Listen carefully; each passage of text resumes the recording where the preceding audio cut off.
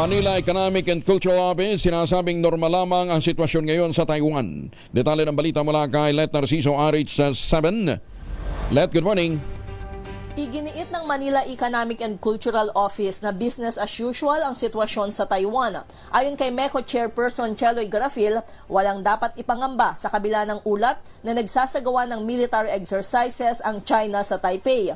Sabi ni Garafil, sanay na ang mga Pilipino sa mga ulat tungkol sa presensya ng mga Chinese sa Taiwan.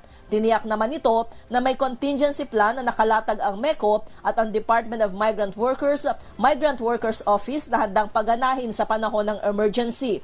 Binanggit rin ni Garafil na mahigpit ang kanilang koordinasyon sa mga otoridad doon para sa ano pa mang security concerns. Pero sa ngayon, wala anyang dapat ipag-alala dahil nasa maayos at ligtas na kalagayan ang mga Pilipino sa Taiwan. Ginawa ng MECO ang pahayag kasunod ng paalala ni AFP Chief of Staff General Romeo Browner sa Northern Luzon Command na maging handa sakaling kailanganin ng tulong ng mga OFW sa Taiwan.